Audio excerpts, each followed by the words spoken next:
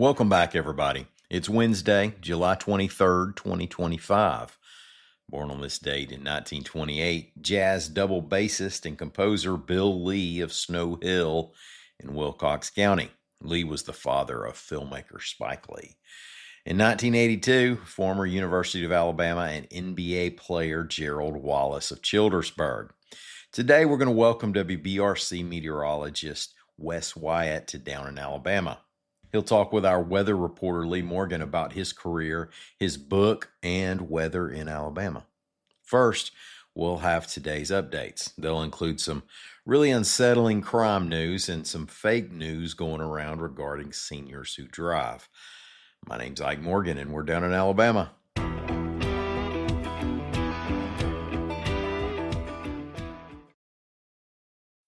The spirit of innovation is deeply ingrained in America, and Google is helping Americans innovate in ways both big and small.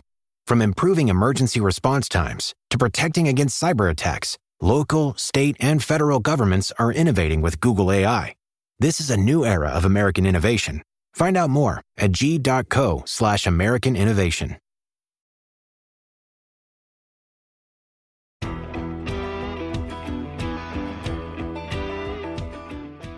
Bibb County authorities are looking for more suspects and possibly more victims in the case of children they believe were held and abused in an underground bunker for more than a year, reports AL.com's Carol Robinson.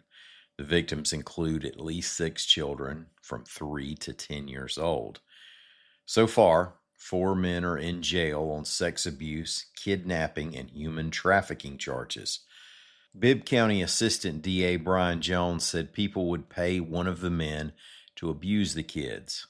Quote, "We have no way of identifying these people unless somebody in the community comes forward and says, 'This person told us they did this.'" End quote. Now, this is a case so bad that Jones said it might be a blessing in disguise that the kids were often drugged.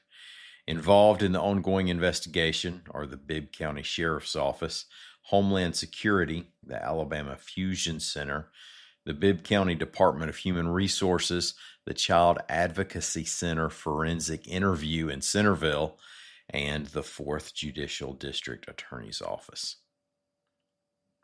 Well, Birmingham police say that a tax-exempt nonprofit in the Inslee neighborhood was actually selling alcohol without a liquor license, reports AL.com's Greg Garrison. The Happy Hour Hangout has a stated mission of mentoring youth. Said City Council member LaTanya Tate at a Public Safety Committee meeting, quote, "What's being presented to us here today shows no indication that you guys are doing that." Police say an undercover officer bought a bottle of beer at the Happy Hour Hangout. What could have tipped him off? In February, and Tate said the establishment's ownership has surrendered its business license. The listicle of the day is from Wallet Hub. AL.com's Diane Moy reports that an analysis found that Birmingham ranks 9th among the nation's most stressed cities. No other Alabama city was in the top 10. Detroit, Michigan was determined to be the most stressed city overall. Other southern cities in the top 10 were Gulfport and Jackson, Mississippi, Memphis, Tennessee, and Shreveport, Louisiana. The least stressed cities in the U.S. were South Burlington, Vermont, Fremont, California, and Sioux Falls, South Dakota, because apparently it helps for a city's climate to freeze the stress receptors in the brains of its residents. Among other Alabama cities that were big enough to make the study, Montgomery was the 13th most stressed city in the nation, Mobile was the 23rd, and Huntsville the 125th out of 182. Now, have y'all seen an article being shared around regarding a new federal law setting up more hoops that older people have to go through in order to keep a driver license? Well, don't believe it, reports AL.com's Lita Gore. It's fake news. States issue driver licenses. The federal government does not. And while some states require additional steps, such as regular eye tests for seniors, Alabama currently is not one of those states. The articles claim that as folks hit ages 72, 81, and 87, they face more frequent renewals and added testing. They also claim that the new rules would begin July 1st until July 1st passed, and since then they've been stating that the rules would begin August 1st. Well, let's take a quick break. When we come back, meteorologist Wes Wyatt will talk with Lee Morgan. Y'all stay with us.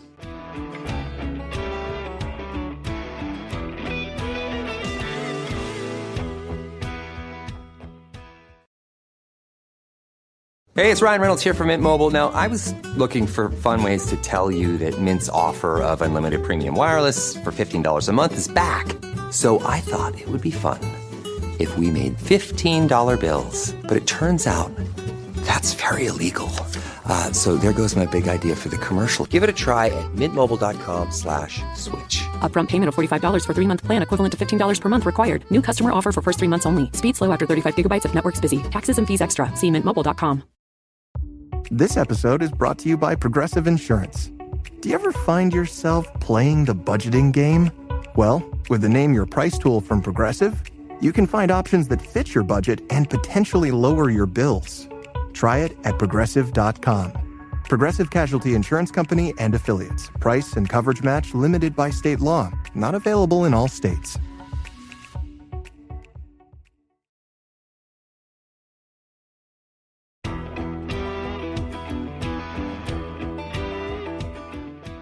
Hey, thanks for sticking around. We're going to pitch it to weather reporter Lee Morgan, who has Tuscaloosa native and WBRC chief meteorologist Wes Wyatt to talk about weather and weather history in Alabama. I know a little bit about your background, but was there one single event in your life? I know you had a love of weather at an early age.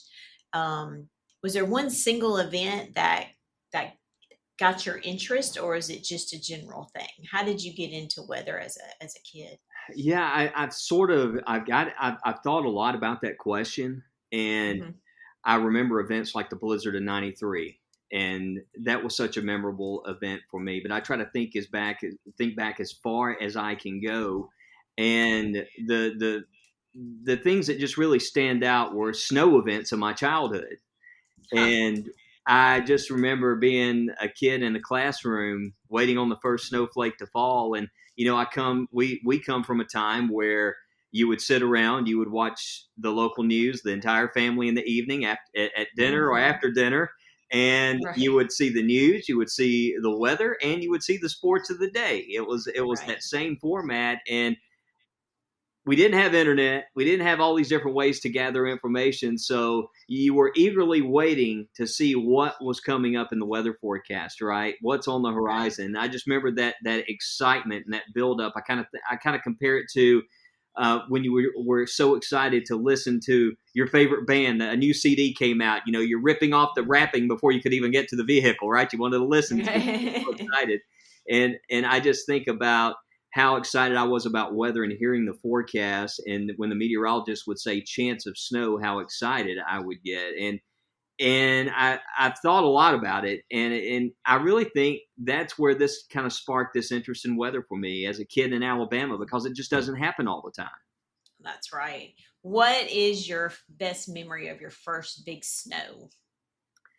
One of my best memories is just, well, first off, my mother waking me up in the morning and hearing her voice, and she's no longer with us, and just the memories of her and my younger brother. And when they would say, look out the window, because you knew it was a surprise, and you looked out and you saw everything's covered in snow, and you knew there was no school.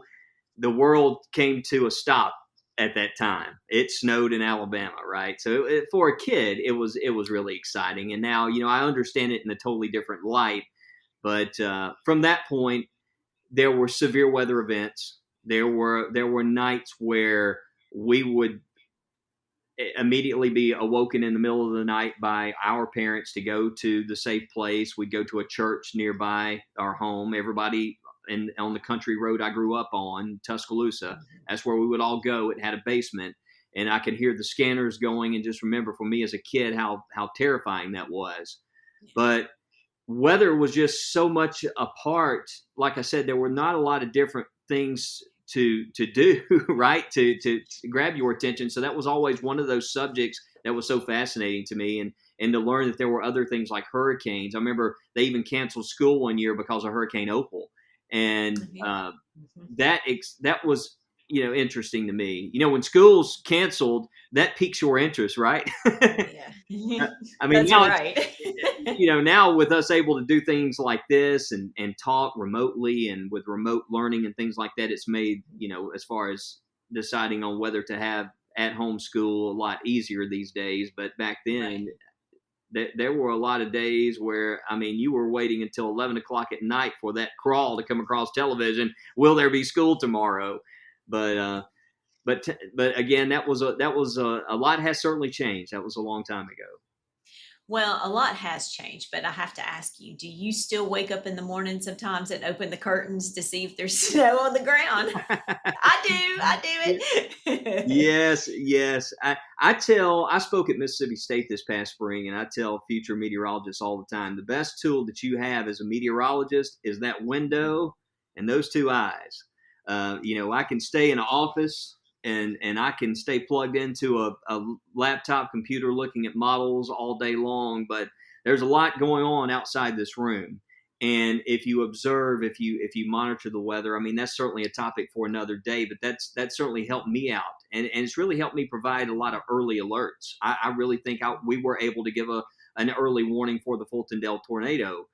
Just from observing here on Red Mountain, we were able to see some things. So I think that's one of the things about weather and kind of coming from that frame of mind of those memories, looking out the window, observing the weather. I find myself a lot of times always looking. I walk up the mountain here and I'm looking at the sky just to see what's happening with the clouds. But I love the weather, really do. Well, tell me this. Okay, I looked at your resume.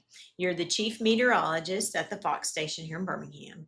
You do school and community visits where you talk to people about the weather. You're a part-time teacher at the University of Alabama, and you're also a musician. So how did you find the time to write a book on top of all of that stuff that you do? Do you just not like to sleep? Well, I make sure I set some time aside with my wife and my little boy, and I make sure I get some rest. The thing, the weather never sleeps, so it's just kind of do these things when you can. A lot of scheduling, a lot of planning. Now, I'm not teaching at the University of Alabama at this time. I was an adjunct professor there for a while, but now that I'm chief at WBRC, I've had to sort of. There's a couple of things I no longer am able to do just scheduling wise, but what's interesting about this book is several years ago, back in 2017, JP and I and the entire team here at WBRC, we covered, it was a marathon shift of winter weather. It started on Monday. There was a winter weather thread. And I remember we were alerting about a snow chance on Wednesday that could impact the area.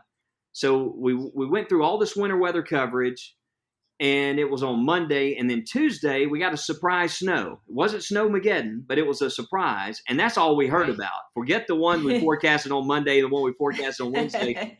But that's just, the daily routine and the expectation of us, to provide that weather information, to deliver that weather information. Well, one thing I noticed about that week is that now we got Facebook. Now we've got Instagram. Now we've got social media. So social media really had a major impact on that particular week because I was inundated 24/7 with questions, with comments. Is it going to snow? The excitement. And it just did not stop. And I just remember telling JP, I said, this is wild. I've never seen anything like this. Just the amount of response and emails and questions we were receiving. So after that week, I told one of the managers at the time, I said, listen, I said, the weather team, I said, we have got to schedule things where some folks can get some rest. We are wore out. It has been nonstop for 5-6 days. We've hardly gotten any sleep. And I got home after that week, And for some reason, something compelled me that weekend to just start typing about it and telling the story like a journal. And I ended up typing 3 chapters. So Really? that was several years ago. So Bill Nawyer with Crest Publishing reached out to me and said, would you be interested in writing a book? And I said, funny enough, I started writing a book a while back, and it was about the craziness of snow in Alabama. Yeah. And then I got to thinking about my story and how I'm looking at it now in that light, and how I got into this because I love the craziness, right? I love the snow and the chance of snow. So I wrote the book, and I said, what better title for the book other than Bread, Milk, and the Chance of Snow? That's And perfect. so it's a story, it talks about my childhood and excitement about weather, and then all the craziness that goes into when you call for snow in Alabama. And I share some of my experiences in the book to hopefully to appeal to everyone, to bring back memories for those that are fans of snow, to share some of the exciting and fun science about snow, but to also share some lessons learned that maybe meteorologists in the Southeast particularly, because this is special to this region. I mean, some other parts of the country it snows all the time, right? But I wrote about in the book, this is something that was an observation that I made. I love to not only observe the weather, I love to observe what people around me, how they react to weather and things we do in weather, because I want to help to provide whatever answers they seek, right? And my wife's from Pittsburgh, and she always told me, she's like, I love it down here. It's always warmer. We don't have as much snow. And I never will forget, it snowed one time, and she's sending me pictures and she was excited because there's just something magical. We don't see it around here all the time. And that was my inspiration for the book. And I wrote it, and I was really trying to get it out before the last winter season, because I said, this will be great, right here at the winter. And we did see a little bit of snow last year, and someone had actually sent me a picture of the book in the snow. And I thought that was kind of cool. That's great. Yeah. Well, how did the snowpocalypse that affect your relationship with snow? I mean, I think it added for a lot of people, especially the ones that got stuck in it. It took the fun away from it a little bit and made it, more serious. Right. How did it affect you and what you do? Probably one of the biggest disasters I've ever covered. I had just barely made it into the station, and I tell the story about how that day unfolded. And I told the news director, I said, we got to go on TV. This is the forecast is wrong. It certainly humbled me. It's another situation throughout my career. And I talk about some other events other than snow in my book, like April 27th, which we anticipated a significant event that day. The 2005 hurricane season, which outperformed Katrina, Rita, all those hurricanes. There have been events throughout my career that have shown that there's more that we need to learn in this. And even though we've gotten so good with the science, and we've got apps, we've got all these ways to provide hourly forecast and that kind of data, but even we're sort of a product of our own precision. Everyone expects to know, well, what time's the rain going to be at my house? And when it's not at your house, or that 20% chance of rain doesn't happen, or if you're calling for a big weather event and something else happens, it's magnified because you are seeing more accurate data more often. So those events really are magnified. And with snow forecasting, it doesn't happen as often. Those events are really magnified. There's still a lot that we are learning from those. And that was one of those events that we got it wrong. And we've learned from it. Obviously, the models were wrong, and we just put too much confidence in the models. And sometimes we've got to remember, models are like a hammer and nails. They're tools. And that's why you have us. That's why you have meteorologists. We've got to look at that and say, hey, that makes sense. That does not make sense. And in some cases, I've seen a lot of situations where, I might call a first alert weather day because I see something, not because a model say it. And that's the sort of thing that comes out of Snowmageddon, is that We have learned, and a lot of meteorologists, all meteorologists in the community, EMA, we've had a lot of integrated warning team workshops to talk about that. What went wrong? What things could we have done better? And it really came to mind to me here recently with the floods in Texas. I mean, there's just some things that's going to happen. A track changes, which happened in Snowmageddon. The track of that system shifted north. That's what surprises.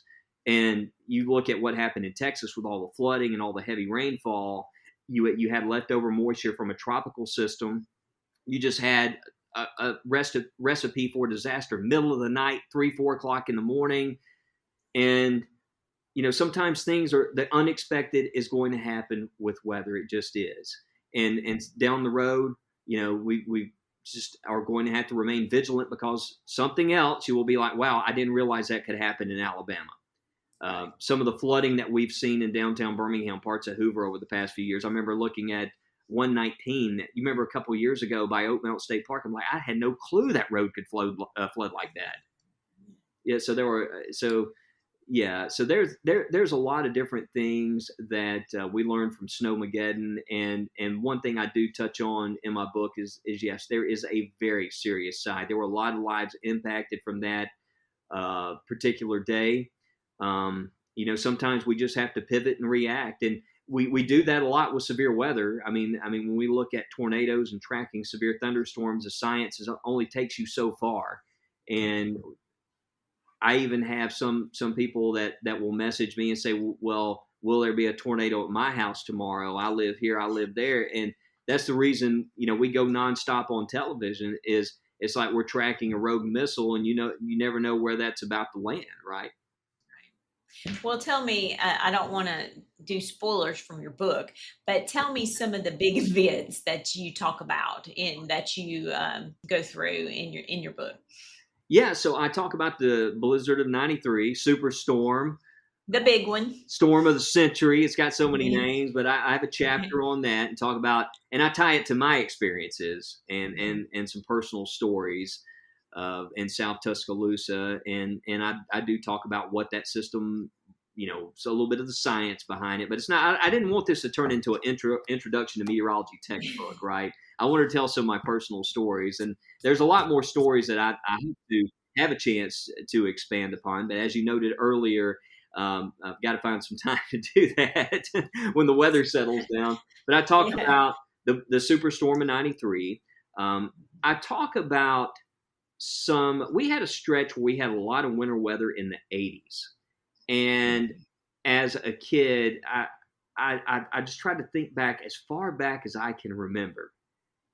And I just remember there was an event where it got so cold in Alabama. We lost power. It seemed like every time it got cold growing up in country, we lose power. And then after you lost power, soon you lost water pressure. And then you didn't have water. And I remember we spent like 1 week, an ice storm struck. And until this day, I'm 46 years old. And until this day, I have never seen an ice storm in Alabama like what happened on that day. So in the back of my mind, every winter season, I know it's going to happen again at some point. And I mean, it crippled this. And this is Tuscaloosa now. We've had ice storms in East Alabama, but West Alabama, Tuscaloosa, where I grew up, ice was on the trees for 2 weeks. And I remember walking outside I was a little kid, but I can still remember it, hearing the limbs cracking and the sounds of tree limbs snapping, with all the weight of the ice. And I just remember it got so cold and the temperatures dropped to we went -1, -2 below zero. And I remember my dad taking me for a ride to the store in his truck. And I begged him, because the house was so cold, I said, can we just do another loop around the road? It feels so good in this truck. I just could not get warm. And the lakes were frozen. When we start talking about lakes frozen over in Alabama, it's cold. Serious. It's for us. Yeah.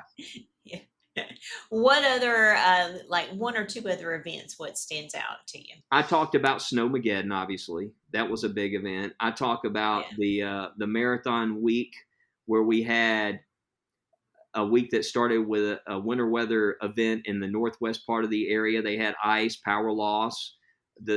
We had a surprise snow the following Tuesday morning, and then that following Wednesday it snowed again. snow in Alabama is just so fascinating, and the lessons we learned and the reactions to it, because we had Snowmageddon and then we had this event. So obviously after an event like Snowmageddon, you're going to have second thoughts about the forecast. I don't care who you are. I mean, it's just human nature. After what happened, that kind of forecast. So the next time the snow forecast comes around, you're going to be like, right? I'm going to have to think about this. I can totally understand. I can sympathize with folks out there. I mean, after that kind of event. So we had a snow event that popped up, and we were telling folks, if you go to work, this event's going to hit midday. It's going to be wet, slushy snow. If you go to work, by the time you leave work, it'll all be melted. You won't even know it snowed. Well, here we go. We're saying, here it comes. And so the day happens, and I've got video here on Red Mountain. It didn't just start snowing here. It started thundering and snowing about 11 o'clock. Well, Birmingham it's gridlock. I'm headed home. Here we go again. I'm on my way home. So at the end of the day, the snow melted, and a lot of folks were still stuck in traffic. When they got home, there wasn't any snow in the yard. So the forecast verified. So there's times like that when the forecast verifies. And there was an event where we were highly confident it was going to snow, and we had folks ready, schools closed, everybody's excited. And of course, where did the snow set up? About 20 miles north of Birmingham. And and let me tell you what, it snowed like the blizzard of 93. Folks don't even realize that they had that much snow up there. And so we were getting calls, and folks were hot. We didn't get the snow. It didn't snow here. So it was a great idea of our news director at the time. We were friends with Taylor Hicks. He'd done American Idol, and he stopped by to visit a lot here at WBRC. And Rick Carley was with us at the time. And Rick played the drums. I played guitar. And Mickey, he sings and plays guitar. We had Janet Hall here. So we decided to have some fun with it. And when I tell you, I work with some talented folks. They are so talented. They whipped up a song with Taylor Hicks like that and called it the Snowman Building Blues. In the green room, we went in there and we just broke away from winter weather coverage of all of us in there singing, "I got the blues, I didn't get my snow today," and it was the best thing, and folks absolutely loved it. So we sort of turned the downtime into a fun time. But I talk about that in my book. But good. Well, one more question, and then I know you've got to go, but tell me, what's the one thing you want people to come away from your book with? If they get one thing, say they just get one thing, what do you want that to be? What's the most important thing you hope comes across? Well, the one thing that I hope people can take away from the book is the love for weather, because I know a lot of folks out there, a lot of more people love, especially the winter weather in Alabama, than we realize. I'll have people that reach out to me and they'll say, "Well, I don't want it to snow." And then when it doesn't snow, they're like, "Well, I thought you said it was going to snow." I'm like, "Well, it sounds to me like you wanted snow." So I think there's a lot more folks out there that get excited about it. But I guess the one big thing to come away from this book is to know that we are meteorologists, and we use tools to our advantage to try to deliver you the best forecast possible. And just know that even in today's world, that there's still room for error. It's a forecast, and we have limits because we go into this thing. It's so complex. We're using math and we're using science to try to pinpoint when it's going to rain in 7 days. And the data that we use to determine that is very limited. So we're going into this thing already with one arm behind our back, right? So we're already going into this thing with sort of limitations. So it's extremely challenging. But I hope out of this book, folks can really gather a renowned appreciation for how complex these forecasts are. And wow, it really is amazing we're able to do that. I mean, when you think about it, and you think about every morning across this country, meteorologists go out with weather balloons and all kinds of weather elements, twice a day at high altitudes, low altitudes, and extreme weather to send up weather balloons that go up into the atmosphere and bring back data. We can't do that in every town in Alabama or every town in the country. We just can't afford it. It costs a lot of money, and it's a lot of resources, right? And to do that in a timely and process all that data, it takes a lot. But to think about all these people that are out there doing these things every day, hurricane hunters in the military, flying into hurricanes to gather data so we can forecast to tell you it's going to be sunny on Friday with a high of 90 degrees. We don't think about those days, but there's so much that goes into developing these weather forecasts. And even for me, I look back and look at how the science has changed from when I started in this business over 20 years ago. And I'm fascinated by how far it's come. We're able to do a better job with long-range forecasting. We're able to provide that information, but there's still going to be days where we've got to be overcautious and always be prepared, because we want you ready in case something unexpected happens. Right. Very good. Anything else you want to say that you think is important that I didn't ask you that you want to get in there? I just, would just say to folks, take this opportunity for folks out there to not only, we say take warnings seriously, take weather alerts seriously, and we say have ways to get the warning, but is that effective? Is the way you're getting warnings effective? Is if you have a weather radio, is it waking you up at night when there's a tornado warning? We want to make sure you're not missing alerts and make sure you're getting alerts. And just to let folks know out there that every day, and I speak on behalf of meteorologists all across the country, we're working very hard. We continue to study the science. We continue to review studies. There's constant refinements to the forecast models. We report when there are biases, what went wrong, what went right. Now AI is getting involved to help advance the forecasting and some of the forecast guidance, and models are able to learn and to be more accurate. But just to know that we are working tirelessly to always be accurate. We're not trying to be wrong. We're trying to be accurate, and we want to make sure that folks are prepared. And that's the thing about meteorologists and with anyone out there in a profession. There's an app for everything out there. But just know, I always say sometimes, if you have questions about the forecast, if you just check in for 3 minutes or less than 3 minutes now, I promise a lot of your questions about worrying about the weather tomorrow and what you need to know, those questions will be answered. Right. Very good. You're so good at this. You think you did it for a living or something like that. Well, it's coming. I spoke to a group last week, and a lot of I just see so many questions come up, and I see so many people fighting on social media about stuff about the weather and weather conspiracies, and I see a lot of fighting about why show that's 10 days out. And truth of the matter is, we could do a lot better job now than we could before, forecasting 7-10 days out. Stuff's going to get shared. I tell people, social media, it's social. It was never intended to be a weather platform. It's social. Right. It's just like sitting around the table and sharing stories. That's what we're doing.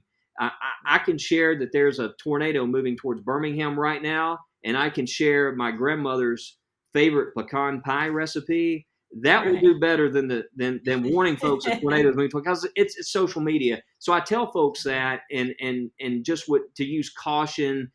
It's out there. That's going to stay out there. And I know if folks have interest in, they see a story, they're going to ask me about it. So we try to just get out ahead of it and address it, because that's what we're here for. So I was talking to a group about that last week, so all that was kind of fresh on my mind. But a lot of meteorologists across the country, I just remind them, I'm like, look, don't lose sleep over this. If you're worried about somebody posting about a weather event that you're not saying is going to happen in your area, or this bogus hurricane in 15 days. I said, that stuff's out there. I said, people are tuning in for your opinion. So, I try to give my best expert opinion. I've been here, like I say, over 20 years, and And I will say, for a lot of meteorologists out there, it's certainly helped me. I've learned so much, and just from growing up around here and seeing the weather, that there's just so many things I see, and I'm just like, no, that's not going to happen, or it will. It really is. It really is amazing. It's just like when you do stuff long enough in a certain area, it just no matter what it is, whether it's sports or whatever, I can't explain it, but it just, I feel real comfortable in my role, if that makes any sense, because I just feel like I'm really have learned a lot here in covering Alabama. I think we have some of the craziest weather in the entire world. Seems like it. You've lived it too. You've lived it. You've got all this experience, 24/7, right? That's right. Thanks, Lee. And thanks to Wes for joining us. And thanks to everybody out there for listening to us. We're going to be back here again bright and early in the morning. Until then, y'all come by and see what we're doing anytime you want to on the internet at al.com.